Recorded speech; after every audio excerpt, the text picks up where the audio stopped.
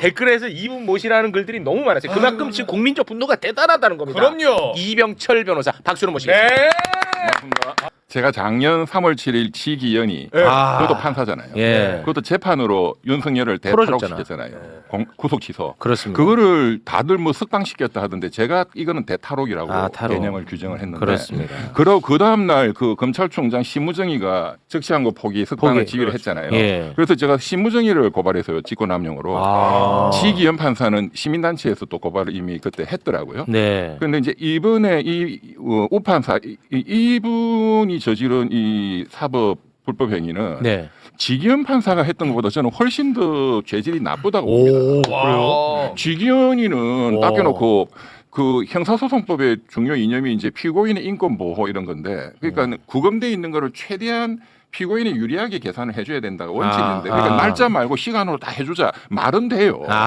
근데 70년간 해왔던 거를 그냥 뭉개고 한 것이. 그렇지. 근데 이번에 우판사는 70년간 해왔던 대법원 확립된 판례를 다 뭉개했을 뿐만 아니라 피고인의 이익인데 그 또 굳이 V제로의 이익을 위해서 서가지고 기립해서 그냥 뭐 허리 숙여서 인사까지 할 필요는 없거든요.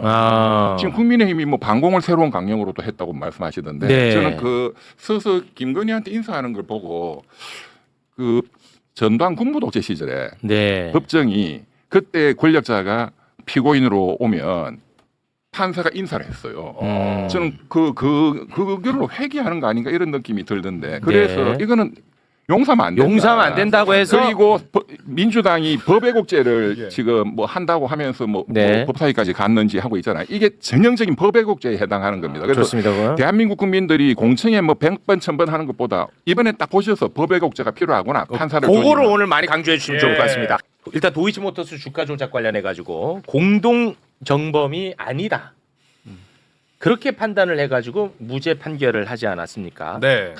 공동정범이 성립하기 위하는 공동가공의 의사, 즉 공범 사이의 의사의 결합이 있어야 합니다. 이는 공동의 의사로 특정한 범죄 행위를 하기 위하여 일체가 되어서 역할 분담을 통해 서로 다른 사람의 행위를 이용하여 자기의 의사를 실행에 옮겨야 함을 말합니다. 즉 공동정범 사이에 서로의 행위에 대한 인식 및 용인이 있어야 합니다.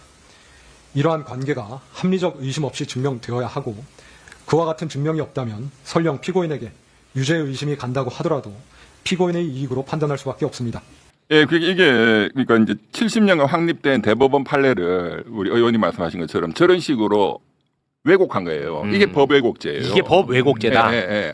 완전히 하얀 거를 까만 걸로 그냥 해석을 해버린 거지. 그러니까 그 김태훈 그 대전고검장님, 네. 그분이 굉장히 압축적으로 그 검찰 SNS에 이 문제가 있다는 걸 썼던데 그게 굉장히 어려우니까 제가 좀 풀어서 설명하면은 공동정범의 확립된 대법원 이론은 기능적 행위 지배라는 거예요. 어렵죠. 네. 근데 지금 우리 최욱 대변인 말씀하신 것처럼 하나하나씩 이렇게 나눠서 하잖아요. 임무를 분담하죠. 네, 그게 기능적으로 분업했다 이거예요. 그렇지. 분업하면 전체가 공동 정범이야 정범. 네. 공동으로. 네. 예, 예. 당연하죠. 그거를 기능적 행위지배 이론이라고 해요. 그때 이제 이 사람들의 마음속의 의사는 내가 여기 공동 가공한다는 의사만 있으면 돼.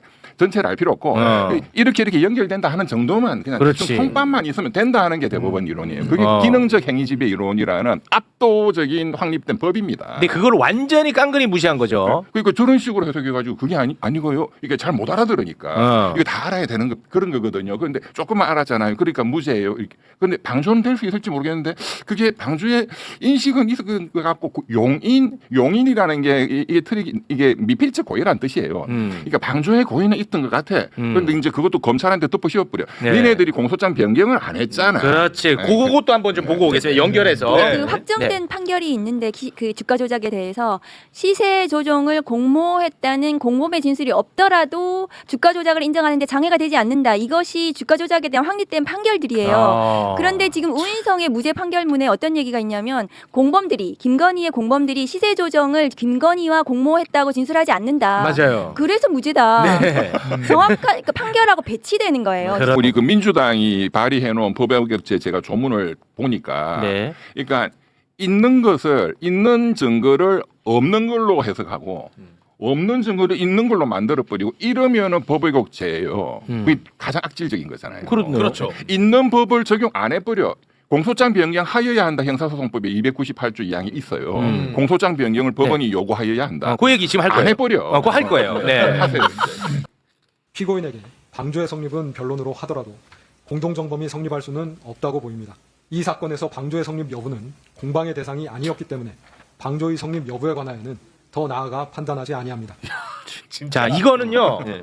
비판의 영역이 아니라 처벌의 영역입니다. 자, 왜냐? 네. 아까 말씀하신 것처럼 형사소송법 298조 2항 소개 부탁드립니다. 네, 법원은 심리의 경과에 비추어 상당하다고 인정할 때는 공소사실 또는 적용 법조의 추가 또는 변경을 요구하여야 한다. 오, 그래서- 의무상. 그래서 이진관 판사가 어, 그때 그걸 맞습니다. 바꾸라고 얘기한 거예요. 그렇습니다. 요구할 수 있다가 아니고 네. 요구하여야 한다. 의무상. 의무. 그렇습니다. 요청도 아니고 요구예요.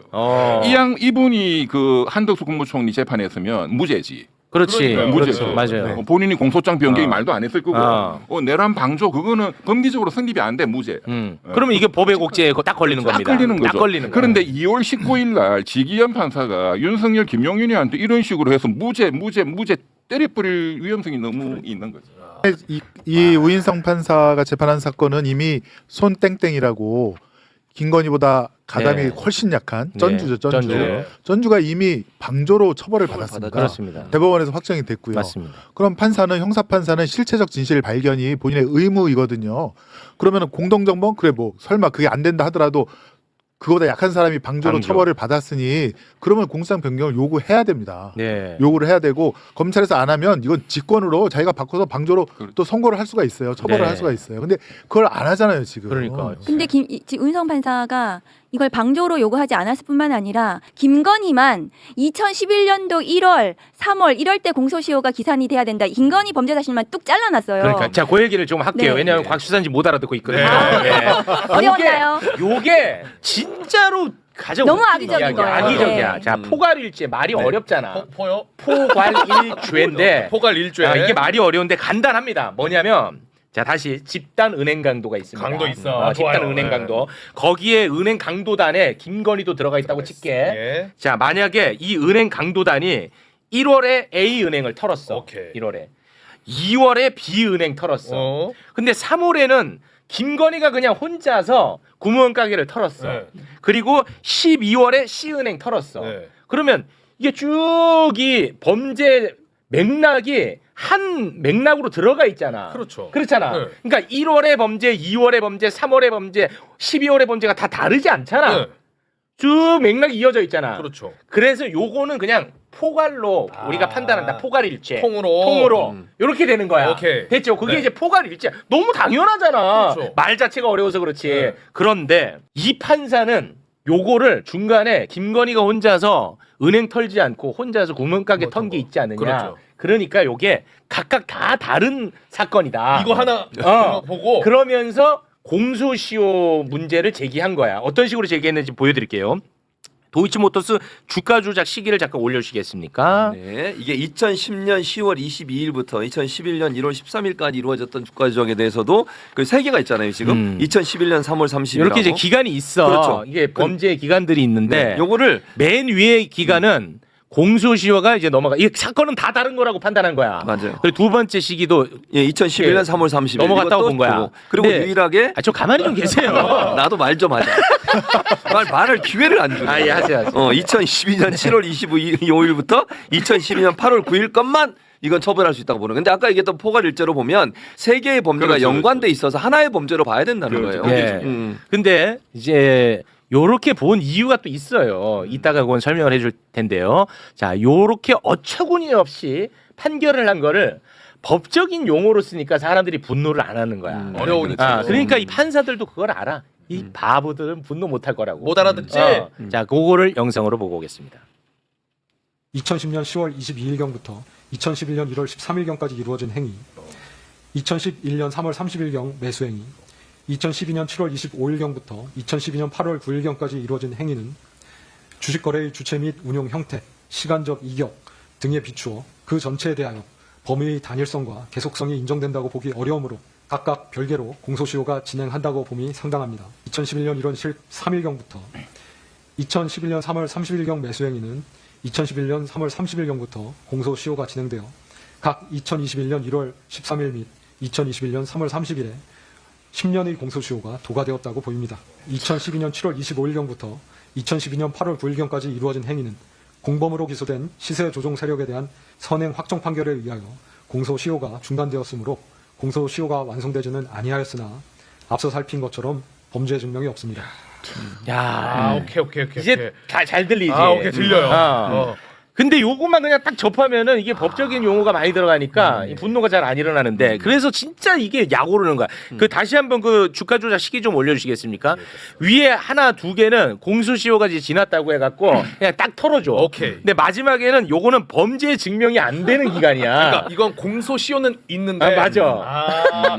공소시효는 있는데 어. 입증이 안 되잖아. 안 되잖아. 무죄야 이거. 무죄야 이거야. 얼마나 나쁜 놈입니까? 와. 완전 일타 강사시네. 그러네. 그래요? 아, 정말로 이해하기 쉽게 잘. 아이고, 세불쇼가 인기 있는 이유가 왜냐면 저도 근데 저희가 어려웠거든요. 아 이거 어렵지. 근데 듣고 영상 보니까 들리지? 딱 바로 적었잖아요. 그렇지. 오케이. 야, 근데 저거는 권오수 등 공범에 관한 판결하고 완전히 배치돼요. 권오수는 전체 그 공범들은 전체가 모두 포괄일죄라고 인정했어요. 그리고 우리나라 대법원 판례에 중간에 공범 가는 게 있는 한 사람이 이탈했더라도 그것이 공범이 안 되는 게 아니라 그 이탈하는 사람이 적극적으로 다른 사람 공범들의 범죄를 말려야 된다.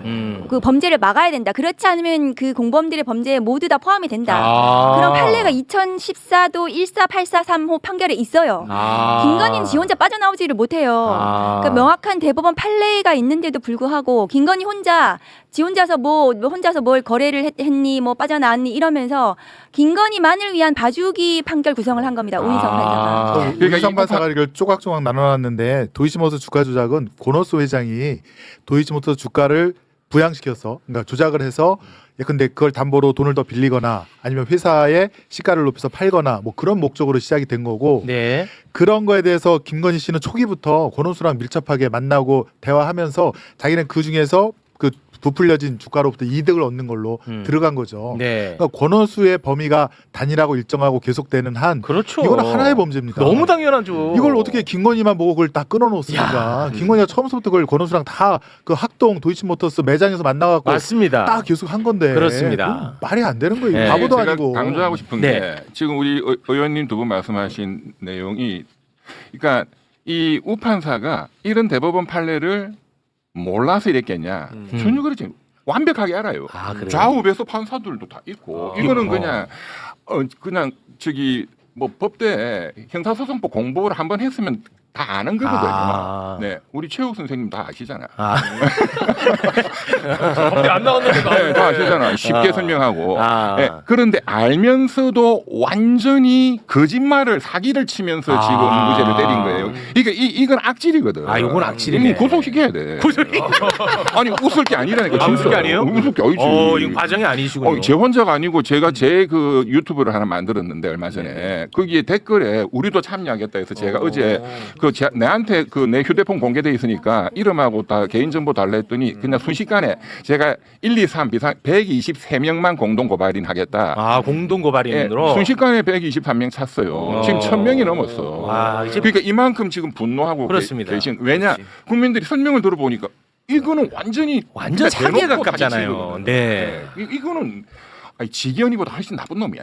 그렇게 보시는 네. 거예요. 요게 분노에서 끝나면 절대 안 될 것 같거든요. 왜냐하면 이 사람이 중요한 재판을 아직도 많이 하고 있고, 그래서 이게 뭐 사법 개혁으로 좀 이루어진다든지 그렇습니다. 뭔가 이제 그런 대책에 대한 이야기를 좀 해주시면 좋을 것 같은데요. 예. 그래서 지금 민주당이 그간에 추진해 온 여러 사법 개혁의 여러 가지 그 안들 중에 하나가 법외국제고, 네. 또 이제 뭐 대법관 정원이라든가 이 판결에 대한 헌법소원이라든가 뭐 많잖아요. 법원 네. 행정처 폐지라든가. 저는 오늘 반드시 이거 국민들께 알려드리고 싶은 것이 네. 우리 법원 행정처가 법관 인사를 하거든요. 네. 네. 제일 법관들 중에서 법원 행정처장 대법관 중에 한 분이죠. 네. 제일 무서운 사람이에요. 우리 뭐 판사하신 우리 또 의원님도 계시지만, 근데 그 2주 전에 바뀌었어요. 머리 하얀 천대엽 천대엽이가 이제 떠났죠. 떠나고 박영재 대법관이 왔는데. 박영재 나와. 네. 박영재. 이분이 진짜 극우 보수 중에 완전히 대명사예요. 진짜로요? 왜냐?